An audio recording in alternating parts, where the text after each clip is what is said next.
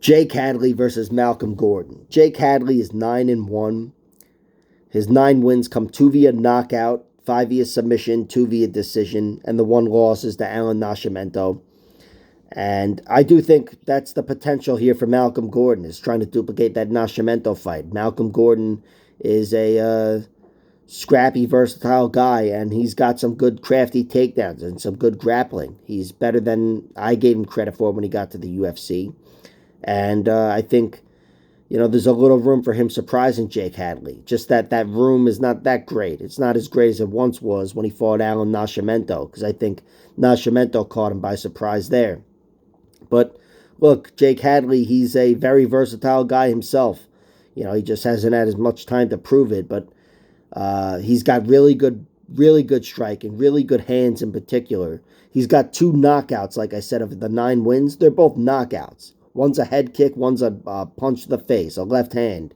They're both knockouts, though. They came standing, and I think that's his primary path to victory here, because that's Malcolm Gordon's primary weakness. Malcolm Gordon's got a record of 14-6, 6 losses, 4 via TKO, 2 via submission. The 1 knockout we saw was the Suma Derji, and he didn't look good at all there. That just happened very quickly. And the other 3 knockout losses, I saw 2 of them online. One of them's ruled as a knee, I think, or listed as a knee, but it was really just leg kicks. He was beaten down with leg kicks and then finished off with a knee, kind of. And then there was another that was a legit big right hand. So Malcolm Gordon, I know the leg kicks are not his chin, but still, the way he looked in the Maderji fight and the fact that he's been TKO in the majority of his losses here, that's his primary weakness. I do think there's a path to victory for Jake, finishing him on the feet. But if he's not able to finish him, I still think Jake outpoints him. I really trust Jake Hadley to be the better striker. Malcolm Gordon's path to victory is trying to duplicate some of that success Nascimento had and get him down. And look, if Hadley starts going that route, starts trying to grapple with Malcolm Gordon, while I still favor him there, I think there's a lot more room for Gordon to win that fight. And look, I'll just cut to the chase here. I'm betting on Gordon. I like Gordon plus 650 to win a decision. Gordon's money line plus 300.